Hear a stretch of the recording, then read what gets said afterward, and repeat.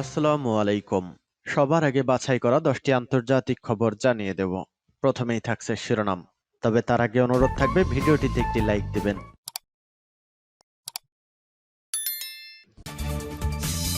ফিলিস্তিনিদের বিরুদ্ধে ইসরায়েল নয়, যুদ্ধ করছে আমেরিকা। এরপর জানাবো যুদ্ধবিরতির আলোচনা, বল ইসরায়েলের হাতে। রামাল্লায় এ যাবৎকালের সবচেয়ে বড় অভিযান ইসরায়েলি বাহিনীর। মার্কিন নেতাদের সঙ্গে সাক্ষাৎ করবেন বেনি গান্টস, ক্ষুব্ধ নেতানিয়াহু। জানাবো তেল আবিব দিন দিন রাশিয়ার প্রতি আরও বেশি আগ্রাসী হবে, ইসরায়েলি এমপির নিবন্ধ। এদিকে ইরানের নিরাপত্তার জন্য অন্য কোনো বিশ্বশক্তির দরকার নেই, বললেন প্রেসিডেন্ট সৈয়দ ইব্রাহিম রাইসি। এবং সর্বশেষ জানিয়ে দিব, পাকিস্তানের 24তম প্রধানমন্ত্রী শপথ নিলেন শাহবাজ শরীফ। ফিলিস্তিনিদের বিরুদ্ধে ইসরায়েল নয়, যুদ্ধ করছেন Biden. Real estate mogul Mohammad Hadid 7 অক্টোবরের যুদ্ধে ইসরায়েলের সাথে সম্পর্কের জন্য মার্কিন প্রেসিডেন্ট জো বাইডেনকে কটাক্ষ করেছেন। তিনি বলেছেন, এটি ফিলিস্তিনিদের বিরুদ্ধে মার্কিন নেতার যুদ্ধ এবং তার নাৎসি যুদ্ধ অপরাধীর মতো বিচার হওয়া উচিত। গতকাল তিনি বলেন, এটি ফিলিস্তিনি জনগণের বিরুদ্ধে বাইডেনের যুদ্ধ। জাতিসংঘের সাস্টেইনেবল ডেভেলপমেন্ট নেটওয়ার্কের ডিরেক্টর ডক্টর জেফ্রি শেক্সের একটি টিআরটি ওয়ার্ল্ড ক্লিপের প্রতিক্রিয়ায় সামাজিক যোগাযোগ মাধ্যম ইনস্টাগ্রামে ইসরায়েলে গোলাবারুদ সরবরাহ বন্ধ করার জন্য মার্কিন যুক্তরাষ্ট্রকে আহ্বান জানান হাদিদ। গাজা এক ফিলিস্তিনি শিশুর অনাহারে মৃত্যুর পর জাতিসংঘের প্রতিবেদনের প্রতিক্রিয়ায় বাইডেনকে জায়নবাদী গ্রুপ প্রকল্পের প্রধান বলে অভিহিত করেছেন হাদিদ। হাদিদ ইসরায়েলের নাজারেথে জন্মগ্রহণ করেছিলেন। তার পরিবার লেবাননের স্বাধীনতা যুদ্ধ থেকে পালিয়ে গিয়েছিল। তিনি অক্টোবরের যুদ্ধ সম্পর্কে অত্যন্ত সোচ্চার এবং যারা তাৎক্ষণিক যুদ্ধবিরতি প্রত্যাখ্যান করেছে তাদের সমালোচনা করেছেন। সোমবার ইহুদিবাদীদের ইসরায়েলের ভূমি ছেড়ে যাওয়ার আহ্বান জানিয়ে হামাস ও ইসরায়েলের মধ্যে বন্দী চুক্তি এবং যুদ্ধবিরতির বিষয়ে আলোচনার প্রতিক্রিয়া জানান হাদিদ। তিনি ব্যাখ্যা করেন, ফিলিস্তিনিরা ওই ভূখণ্ডের আদিবাসী ছিল এবং এর জন্য ইসরায়েলিদের তাদের দাবির কাছে নথি স্বীকার করা উচিত। হাদিদ বলেন, আমরা দখলদারিত্বের অবসান এবং উপনিবেশকতার অবসান দাবি করছি। যুদ্ধবিরতির আলোচনা, বল ইসরায়েলের হাতে। হামাসের এক ঊর্ধ্বতন কর্মকর্তার বলেছেন, বন্দী জিম্মি আলোচনায় বল এখনই ইসরায়েলের হাতে। সোমবার হামাস ফিলিস্তিনি বন্দীদের মুক্তি দেখতে চায় এমন প্রস্তাব উপস্থাপন করার পরে তিনি আরব ওয়ার্ল্ড প্রেসকে কথা বলেছেন। ওই কর্মকর্তা বলেছেন, হামাস নির্দিষ্ট বন্দীদের নাম সরাসরি জানায়নি, তবে তাদের মধ্যে যাবজ্জীবন কারাদণ্ডপ্রাপ্ত অন্তত 20 জন ফিলিস্তিনি রয়েছেন। সূত্রটি যোগ করেছে, অতিরিক্ত ভিড়ের ঝুঁকির কারণে হামাস গাজার বাসিন্দাদের অবিলম্বে উত্তর গাজায় প্রত্যাবর্তনের জন্য চাপ দিচ্ছে না। কিন্তু জাতিসংঘের ত্রাণ সংস্থা UNRWA এবং রেড ক্রসের অংশগ্রহণে যুদ্ধবিরতির পুরো সময় জুড়ে প্রতিদিন 500টির বেশি পরিবারকে সুশৃঙ্খল পন্থায় ফেরাতে চায় হামাস। এদিকে গতকাল ইসরায়েল ও হামাসের প্রতিনিধি দলকে মিশরের রাজধানীতে আমন্ত্রণ জানানো হয়েছিল।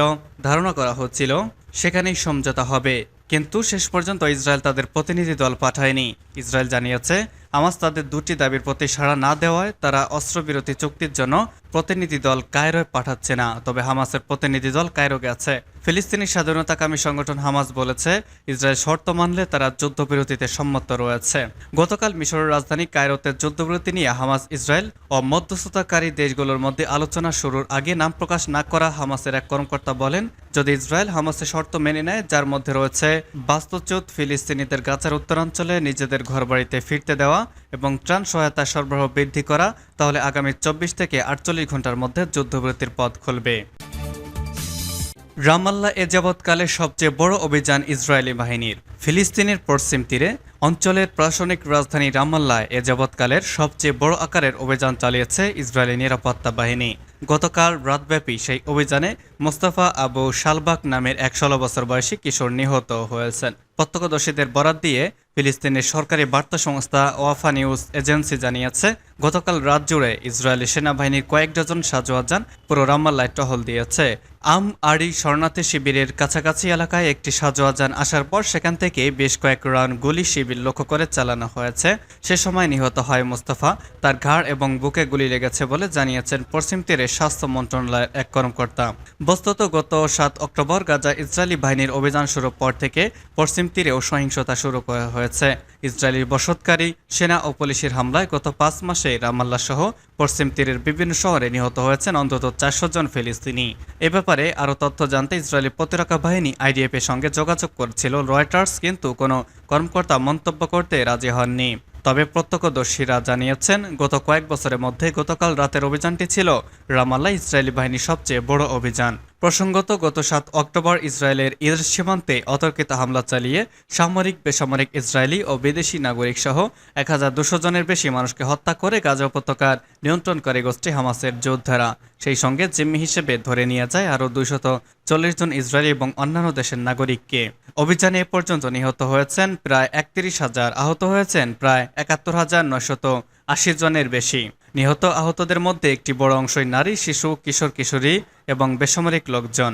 গতকাল রাতে রামাল্লার পাশাপাশি পশ্চিম তীরে তুলকার্ম এবং নাবুলুসে ইসরায়েলি বাহিনী অভিযান চালিয়েছে বলে জানিয়েছে ওয়াফা।